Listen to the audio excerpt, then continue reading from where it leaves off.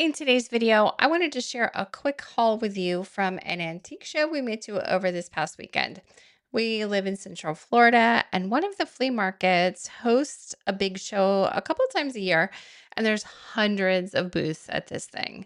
We never know what we're going to see or find, but this year did not disappoint. Thanks so much for clicking on this video today. If you're new here, we are Phantom Charm Studios, which is the name of our Etsy shop, and my name is Tammy. Usually I share junk journaling tutorials, but today we're mixing it up with this thrifting antique haul. First up, this booth had all kinds of stuff like sports memorabilia and old electronics. But at the back, I saw a couple boxes full of papers and correspondence and ledgers and old photos. I don't need old photographs. I already have a big stash of my own, but I loved the look of these papers. So I asked him what he wanted for the box I was holding, and he says, I guess I'll take $150 for the whole box. No.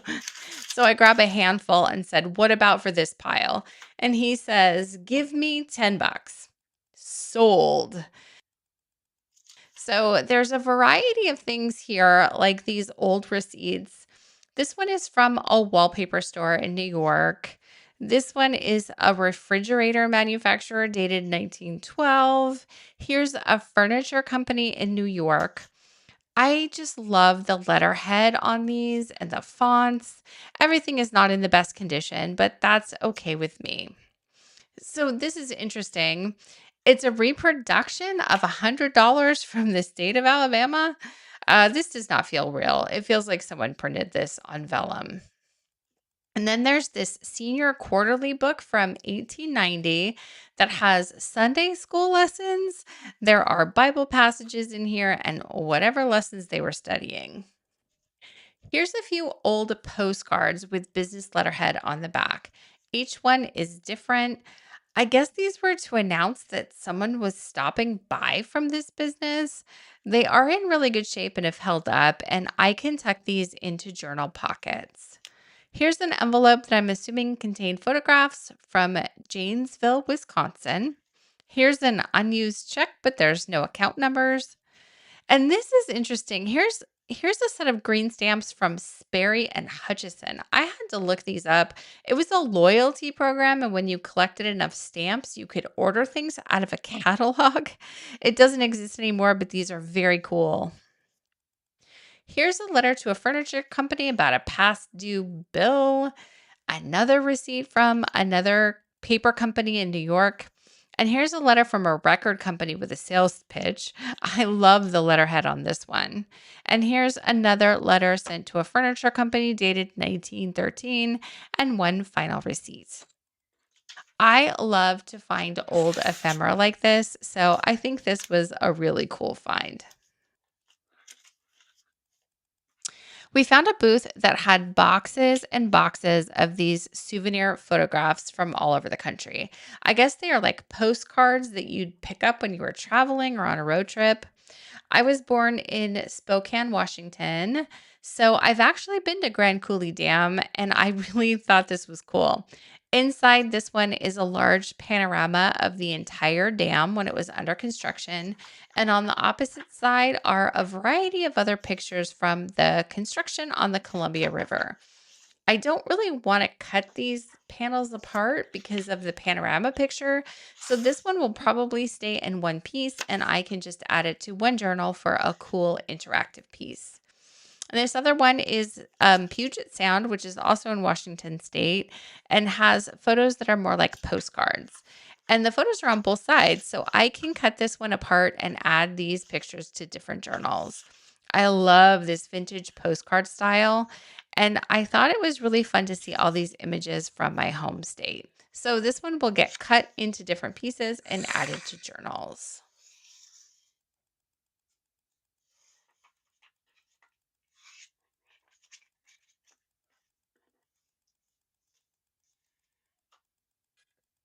My husband gets credit for this one. He picked up a plastic bag full of Disney World tickets. When I saw what he had, I said, just go and negotiate a price. Those are coming home with us. I have seen these in antique stores, and they are always in a case behind glass, and people are asking crazy prices for them. We got this set for $10 and they're all genuine. I love any kind of ephemera, but to get my hands on tickets like the ones we would have used the first time I came to Florida as a child to go to Disney World is just really cool. My mom was great about saving our school memorabilia, but when it came to stuff like this, it all went into the garbage. So I'm really happy to see that someone hung on to these tickets so they could find their way to me. I certainly will keep some of these to tuck into my own journals. We do get season passes every few years to go to Disney, so I'm never without Disney memories. And I'm sure a few of these will make their way into journals that I make and sell as well. I'm always on the lookout for well preserved sewing patterns. I want to start using the patterns more on journal pages. I'm still kind of new to junk journaling and haven't figured out all the things yet, but this is something I want to start adding in. I've also seen some really cool journals made with these envelopes that the patterns come in. So anytime I see these, I'm snapping them up. I do occasionally see groups of these in Goodwill stores, so you can also find them when you're out thrifting. When I figure out how I want to make these envelopes into journals, I'll probably film a tutorial for it. It looks like some of these were never even used, so they'll be great to add to pages and ephemera.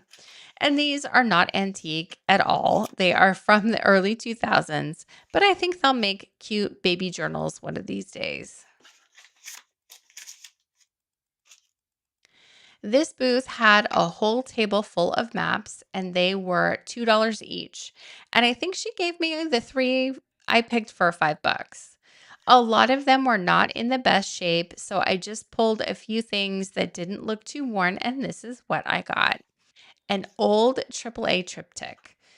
Anytime we went on a road trip when I was a kid, my parents would go to the AAA office and get triptychs made. This, of course, was long before smartphones came along. These days, I think you can go online and design these yourself in the AAA app and get them digitally, but it's still fun to find a paper version. Most of these pages fold out and have maps on them. So I think I will take this off the binding and add these pages into signatures and keep them as fold outs. Maybe I can make some into pockets for travel journals. This one was going through the southeastern United States and Texas and the Dallas Fort Worth area. Anyway, for a little over $1, this was a great find. And here's a pristine map of the Orlando area. This one also comes from AAA and it's a big fold out map. I did check the date and it says 1990. Having lived in Central Florida for over 30 years now, I know for sure that a lot has changed since this map was printed. Same thing with this though. I'll cut it apart and make interactive pages in journals and use any of the cutoffs to make ephemera. And this is an atlas of the Western states. Once again, I'll take this apart and add these pages into signatures where it makes sense. Some of these maps fold out too, so there's lots of space to make interactive pages. And the paper in the book is actually textured. It's not just copy paper. It has kind of a matte finish and it's more upscale. So I think these will be really nice for junk journals and will make some really cool inserts. Every time I see one of these fold out pages, it makes me want to open it up and look at it. And here's my home state of Washington again. I wish they were more unique or older, but I'm always happy to find maps like this.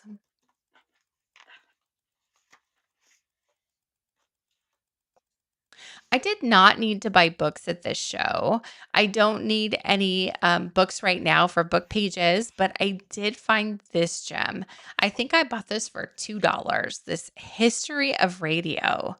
My mom's parents actually met when they were both doing a radio show in the 1930s. So radio was a big thing in my grandfather's world. So this book makes me think of my mom's side of the family. These photos are priceless. The copyright on this book is 1967. So this one is older, and this one does look and feel vintage. I love unique finds like this. It's something that not everyone else is going to come across. This one will be fun to go through and take apart and add pages to junk journal signatures.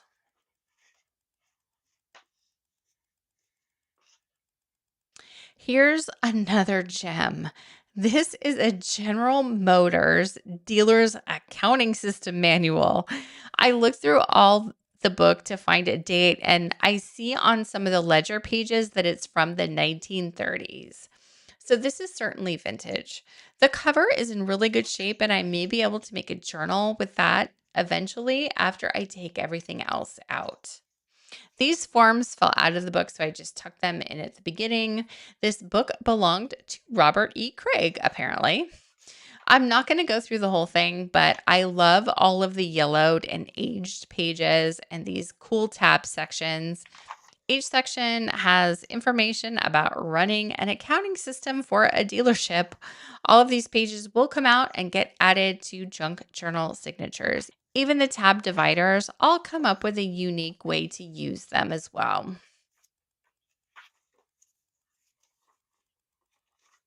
The coolest thing about this book is that there are pages and pages that have blank forms. Like this is a car invoice that comes with the carbon copy.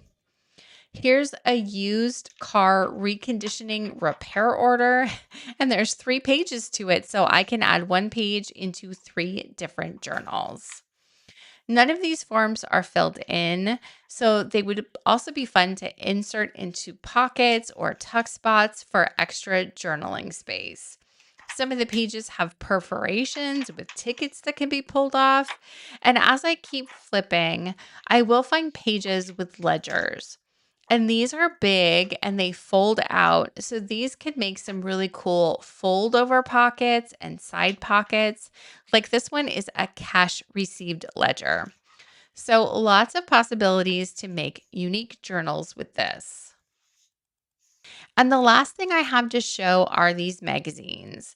I never buy them if they're in plastic sleeves for $10 or $15 a piece. But we found a guy who had boxes of these and he was asking $2 each. I bought 3 and he gave them to us for $5. I love these for vintage ads. I love to include the pages with ads into signatures. I mean, Dodge really had it going on with these beauties. How fun will this be to add into a travel or a road trip journal? Same with the Coleman camp stove. My parents had one that looked just like this.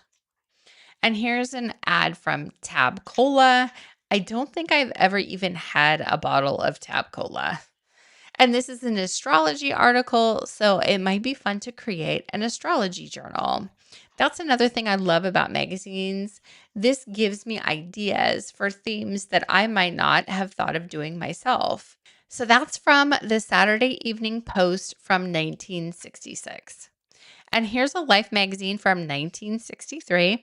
Let's see if there's anything interesting in here. Oh, this one is fun. A full page ad for Rex All Pharmacy. This whole page would make a fun pocket. And then this is a Look magazine from 1964. I'll just thumb through a few pages and see if we see anything. I probably wouldn't add war photos to a journal unless someone asked me to, so I'll keep flipping pages. Oh, and here is a 64 Dodge ad. That would be fun to add into a journal.